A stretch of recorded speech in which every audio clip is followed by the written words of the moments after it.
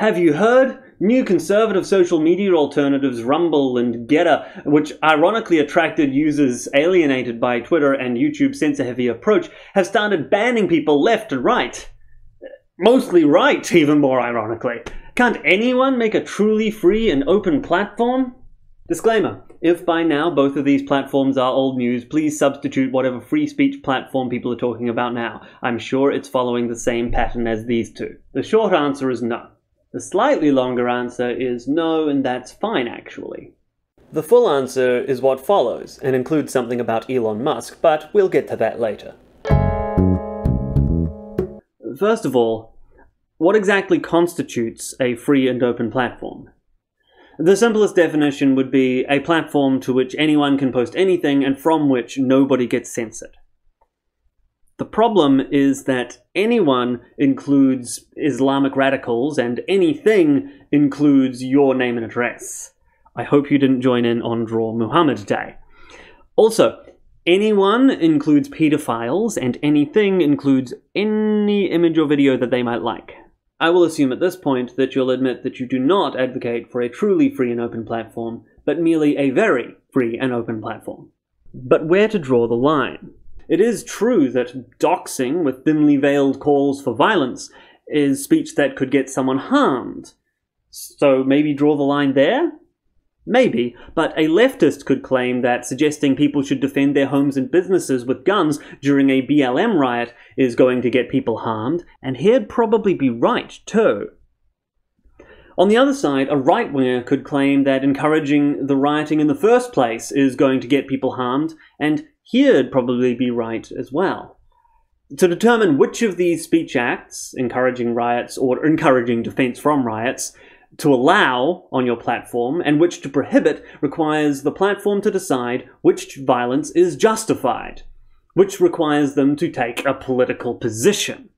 Impartiality is impossible. Both of these men engaged in acts of violence. Many people have explicitly called for more of the same from each side. Which side's speech should have been deplatformed? You might say that the platform shouldn't make that decision. The courts should.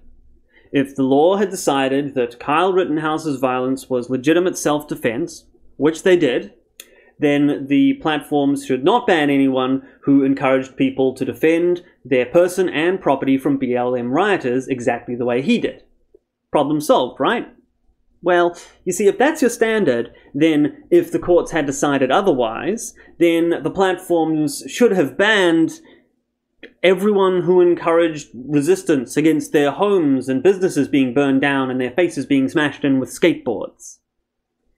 Or, let's turn it around. What if the courts had failed to convict rioters purely due to political bias? Which, again, it kind of seems like they did. Should the platform therefore allow people to call for violence if and only if it is violence of a political persuasion that the courts are lenient towards? Thus, the problem with relying on the courts is revealed. Unless you think that the courts, a branch of the government, are never mistaken, then there will always be occasions on which you think that the platforms should ignore their verdict and make the decision independently about what to censor. One very clear example of the impossibility of impartiality was displayed to the world when Twitter executives explained to Tim Pool and Joe Rogan why they want to censor people who refer to men as men if those men would prefer you called them women. Can you be clear, though, in like what rules support that perspective? Specifically, the easiest one is misgendering, right? Because that's so clearly ideological. If you ask a conservative, what is misgendering? They'll say if someone is biologically male and you call them, you know, she, a biologically male and you call them a she, that's misgendering. That's a conservative view. The progressive view is inverted. So now you actually have in your policies a rule against the conservative perspective. I have a rule against the abuse and harassment of trans people on our platform. That's what my rules Can we just give context in the background as to why that is? And I brought some research. So we obviously received a lot of feedback. So we don't make these rules in a vacuum, just to be clear. So we're going to rely on building out a team of experts all around the world who are going to help us enforce our rules. So in the particular case of misgendering, I'm just trying to pull up some of the studies that we looked at. But we looked at the American Association of Pediatrics and looked at the number of transgender youths that were committing suicide. It's an astronomical, I'm sorry, I can't find it right now in front of me. It's a really, really high statistic that's like 10 times what the normal suicide rate is of normal teenagers. And we looked at the causes of what that was happening. And a lot of it was not just violence towards those individuals, but it was bullying behavior. And what were those bullying behaviors that were contributing to that? And that's why we made this rule, because we thought and we believe that those types of behaviors were happening on our platform, and we wanted to stop it. The gist is that it translates into real-world harm. They believe that misgendering, as they call it, constitutes bullying or harassment, and will lead to violence, sometimes self-inflicted. That is the belief of a powerful portion of the political left. If they're right, then the same rules that prevent the direct incitement of violence really could plausibly apply to misgendering. As Tim Pool tries to explain to them, that means that their rules are necessarily taking a political position on something. They are not the unbiased free speech platform that they often claim to be. What Pool doesn't seem to realize, though, is that there really is no alternative. There is no way to set up the rules on this issue such that you will not take a political position whilst maintaining rules that ban speech that could get someone hurt or counts as harassment and bullying. In a huge number of cases of violence, your political beliefs will help you determine whether that violence is justified, or often whether it even counts as violence. I'm not saying that you can't draw better and worse lines. Nor am I saying that there is no way of having less and more open platforms. All I'm saying is that everybody wants something banned. And the lines about what is acceptable and what is not acceptable are really not set by seemingly unbiased rules like no incitement to violence. In reality, the lines are decided on a case-by-case basis by individuals with specific beliefs in accordance with those beliefs. I have a Discord server. For those unaware, a Discord server is a private place online where people who you invite can talk via text and voice and share pictures and videos. I have invited my friends, online acquaintances, a few e-celebs I happen to have run into, and my lovely patrons. My general policy is that unless you buy your way in, the only way you're going to be part of the conversation is that I think that you'll add something positive to the discussion. A friend of mine once set up a Discord server with the opposite policy. The more the merrier. The conversation ended up so utterly swamped by knaves and fools that all of the intelligent discussion was driven away. Why wade knee-deep through stupidity to find the gems in an open discussion when you can find a curated sanctuary where only the people worth talking to are talking? It's worth noting that both of these Discord servers were set up at around the same time many years ago. Mine is still going stronger than ever, and his shut down in mere months, and was replaced by another server with more curation involved. Now, perhaps you and I would disagree on what constitutes a positive contribution to the discussion, or even what the discussion is. That's fine. You are free to set up your platform and have your awful conversation somewhere else. The point is that a high-quality conversation is not created by having one platform where everyone has to yell as loud as possible to be heard.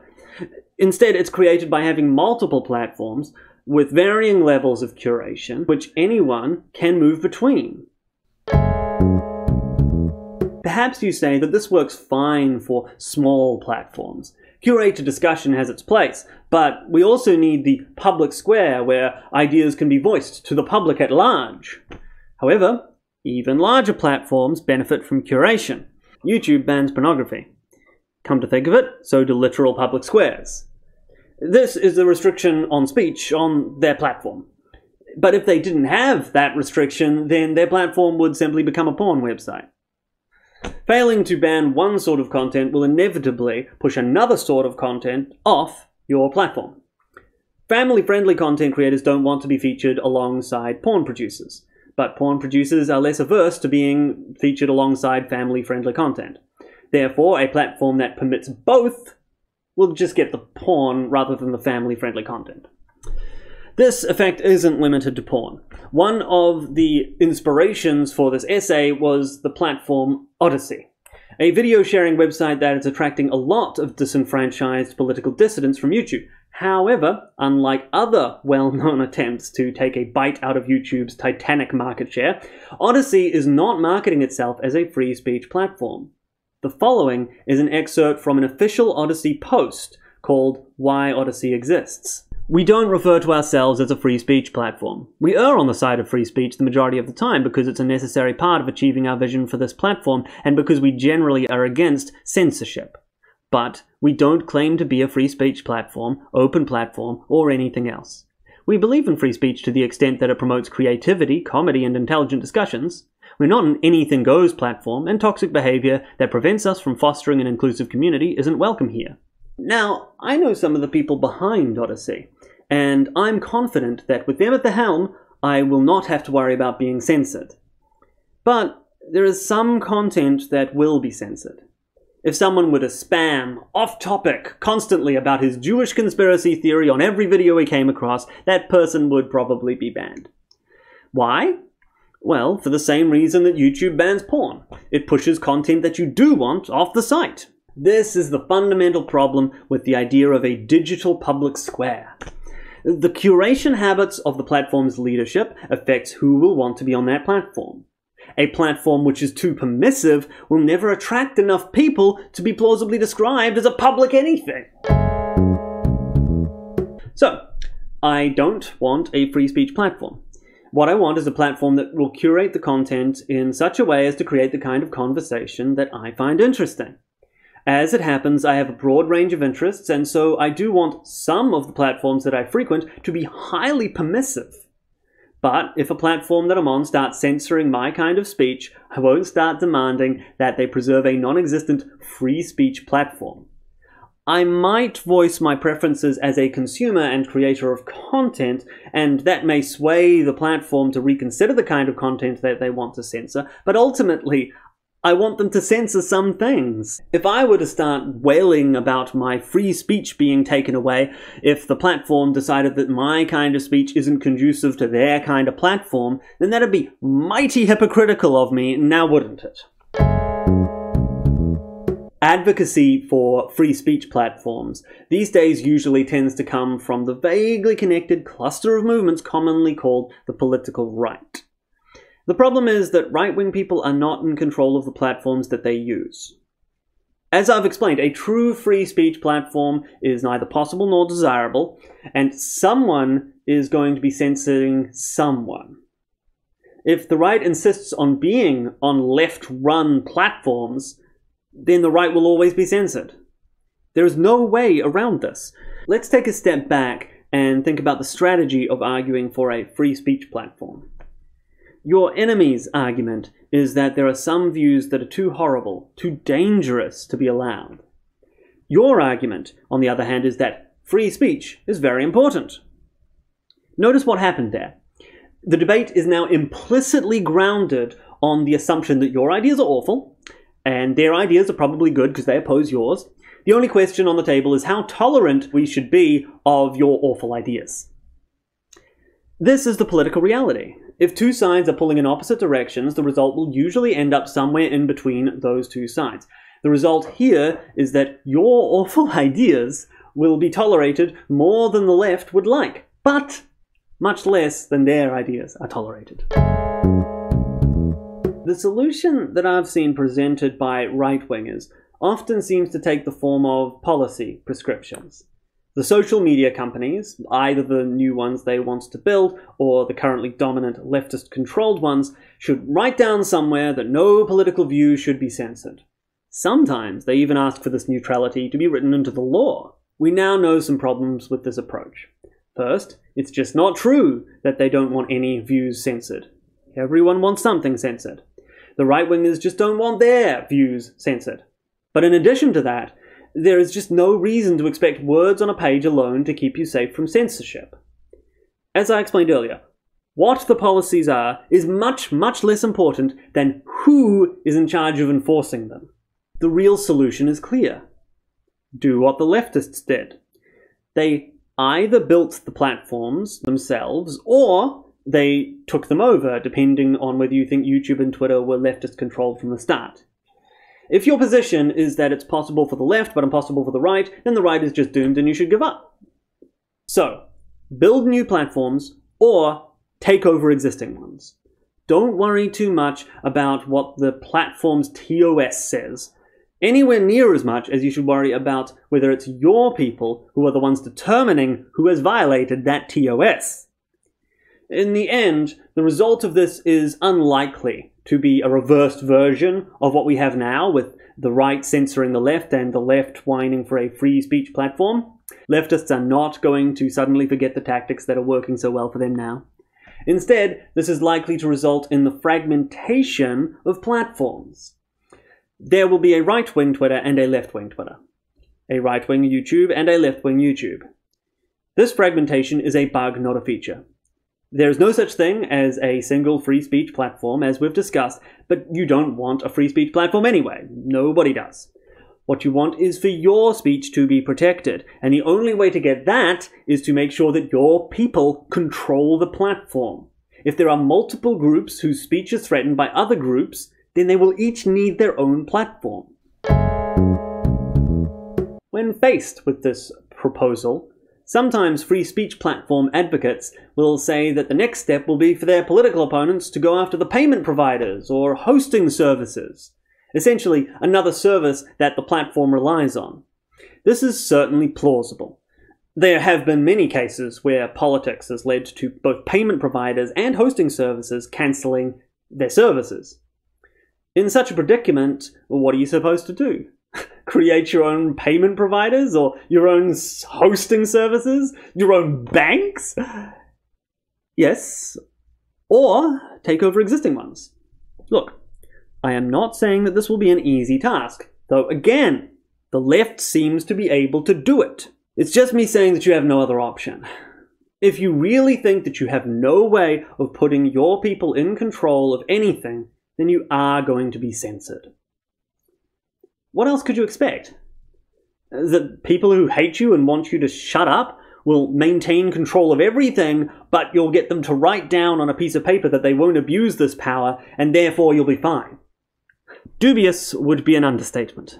On the other hand, if you do think that you can get your people into these positions, controlling the platforms, then what's the use of a free speech platform? You've ensured your right to speak. If you would like to tolerate your enemies on that platform as well, then you can. At that point, you can have whatever policy changes you want, but of course at that point you won't need them.